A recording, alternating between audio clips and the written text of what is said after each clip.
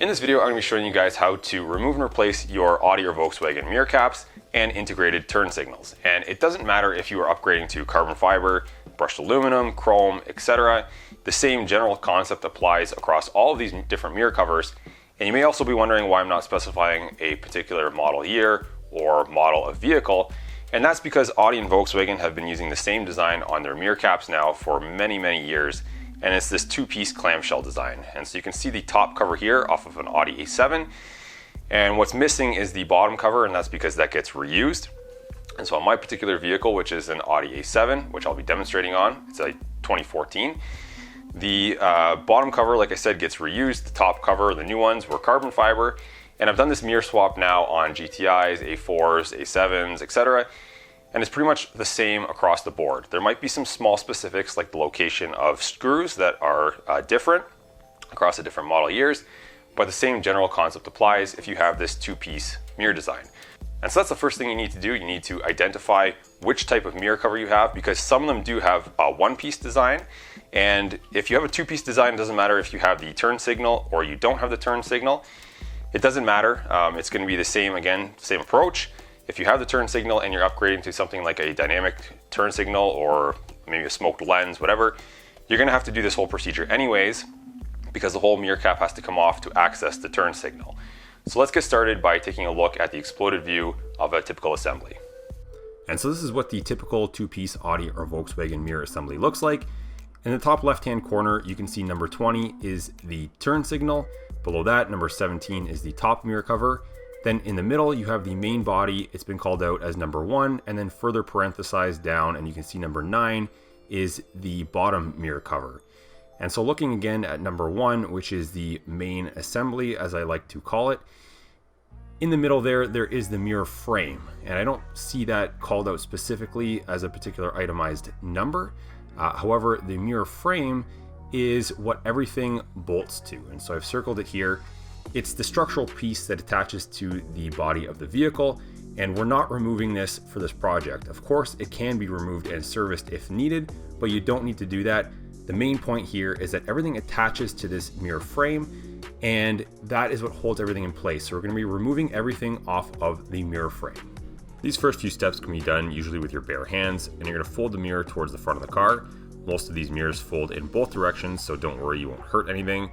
Push the mirror glass with your fingers towards the ground and pry at the top edge with your fingers, pulling it away from the mirror body. Try not to use any tools here, as you might crack the mirror. And depending on the car, you'll have a few connectors to just unplug with your fingers. Now in the A7, there is the lane assist connector, and this can be pried away from the car with a flathead screwdriver. It's on there with just a little clip-on connector. And then you can use your fingers or another flathead screwdriver to actually disconnect the connector.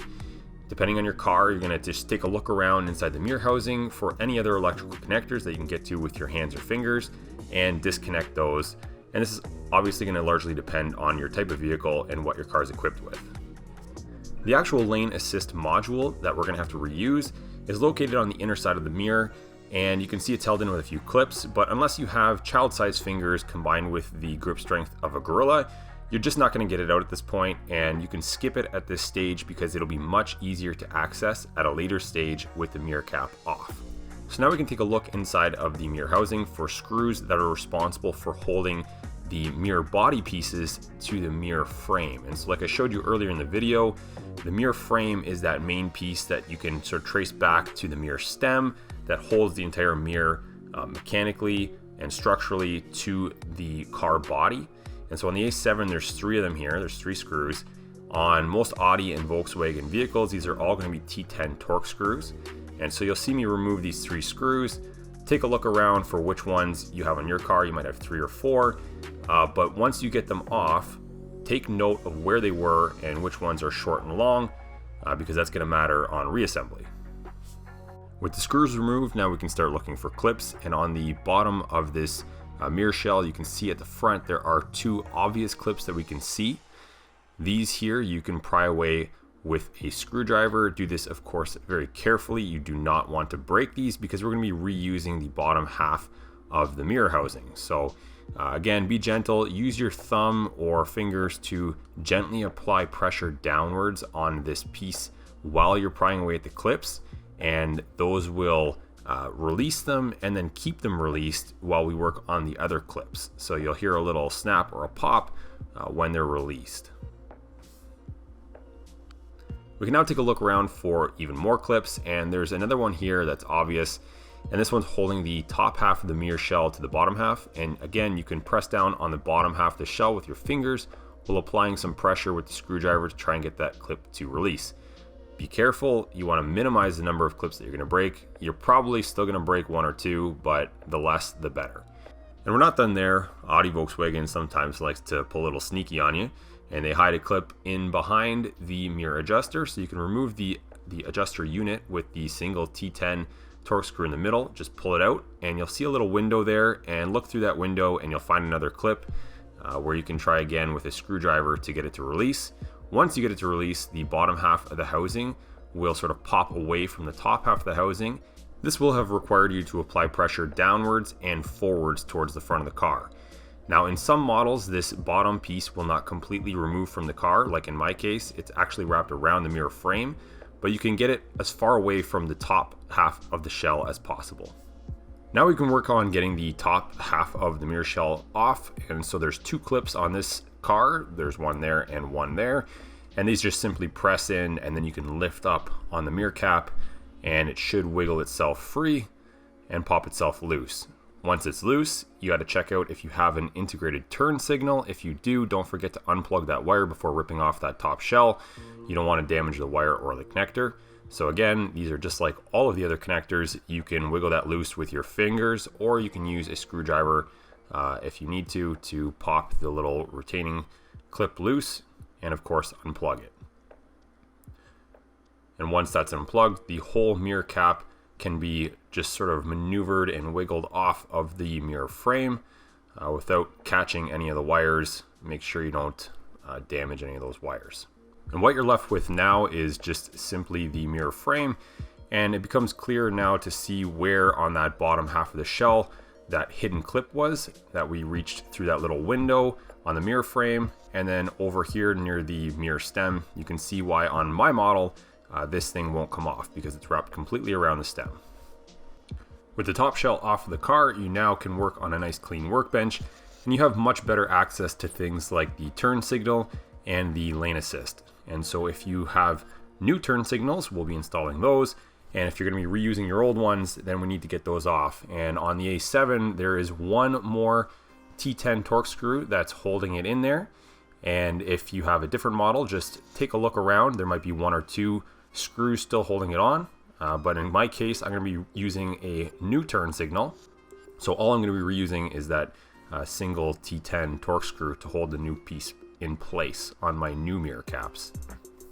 And whether you're using a new dynamic turn signal or you're reusing your old one, my experience with all of the Audi Volkswagen models is that they clip in the same way. There's a little hook there you can see there, and it hooks into a receptacle, and then the rest of the turn signal sort of swings into place to sit flush against the back of the inside of the mirror housing. And so then we will be replacing that single screw here on the A7. Again, if you have a different model, just replace the same number of screws that you took off of your original turn signal.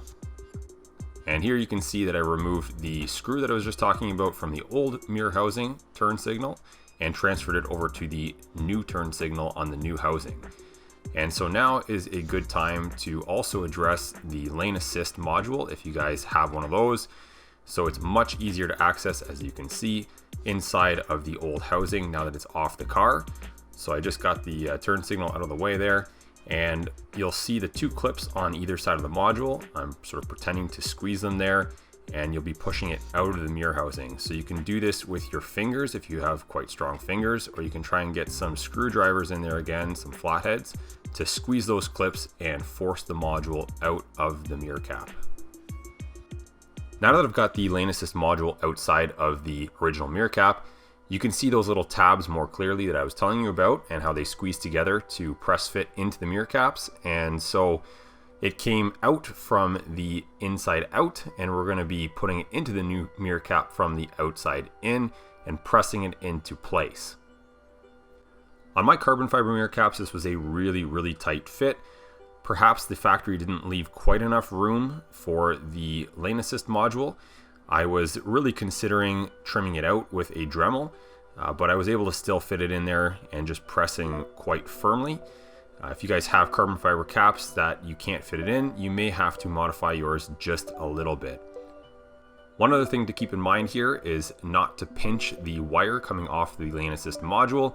Since everything is a really tight fit in there and there's not a lot of clearance, it's easy to get that pinched up and damage your wires, so keep an eye out for that. Before moving your new assemblies to the car, this is the perfect opportunity to do any paint touch-ups or color changes to the bottom halves of your mirror housings. In my case, they were body color and I just didn't think they would look great with the carbon fiber, and so I painted them black. Make sure you use lots of drop sheets and masking tape because you don't want to get overspray on your car. So now we can go back out to the vehicle and we can start installing things in reverse order. And I'm going to start with this mirror adjustment unit, and it just snaps into place and then is retained with a T10 Torx screw. So I'm going to do this first so that it's not dangling and in the way of reinstalling the top mirror cap. Now we can take the mirror cap and install it back on top of the mirror frame. You're going to maneuver this very carefully. You don't want to get any wires caught or stuck and damage them, so take your time here. In this entire project, your patience is going to be the most important tool that you bring, especially if you're doing this for the first time. I've had lots of experience doing many of these mirror swaps, like I said, on different Audis and Volkswagens, but at the end of the day, patience is key because you don't want to damage anything while you're doing this little project. And so with the top mirror cap on, you can relocate the turn signal connector at the back if you have one, and this is the time to plug that back in. And so for those of you guys paying attention, you'll notice we're on the passenger side now, and the two clips that I'm showing you here on the bottom half of the mirror covers have been clicked into place. Now, most YouTube videos and most online forum tutorials will tell you to secure the top half of the mirror housing first and then maneuver the bottom half into place. And I found that this is much harder to do, and that's what prompted me to make this video in the first place, because traditionally that's also the way I did it.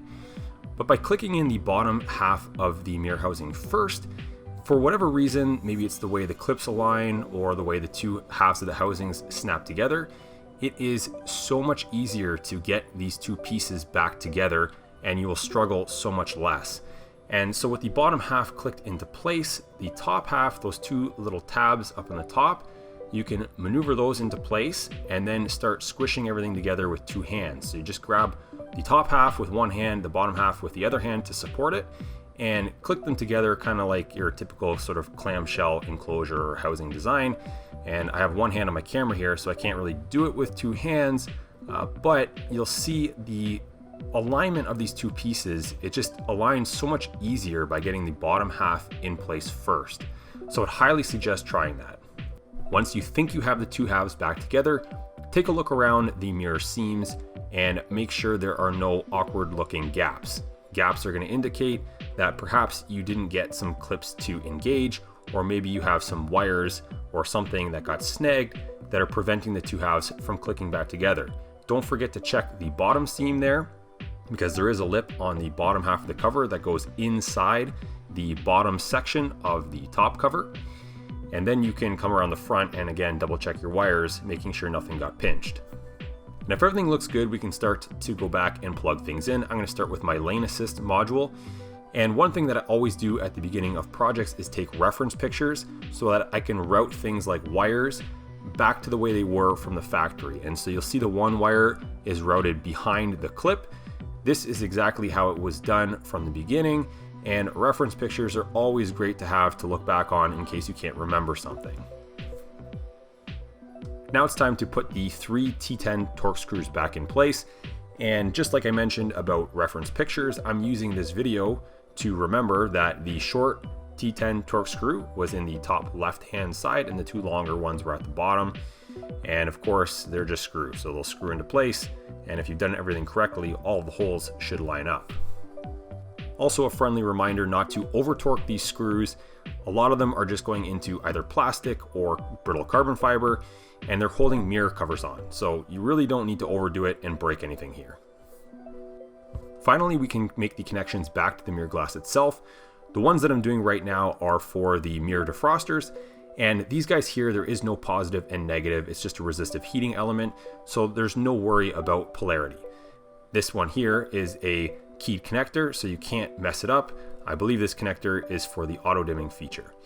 Once you have those connected, and again, if you have that auto dimming feature, that plug is held into place with a little clip.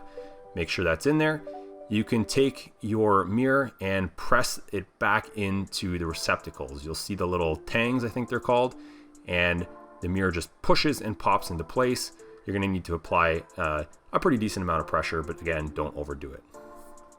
And now you can go and admire your hard work and enjoy your new upgraded mirrors and turn signals.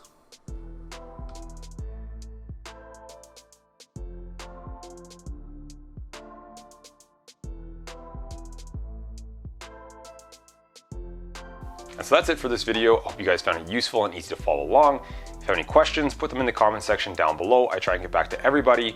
And if you've done this mirror swap and you have this two-piece design, but there was something strange or unusual about your specific model or model year, please put that in the comment section down below as well, because somebody else might have the same problem as you and they might be looking for the answer. So that's going to help them out if they can find it down there. Thanks again for watching, and I hope to see you guys in another video.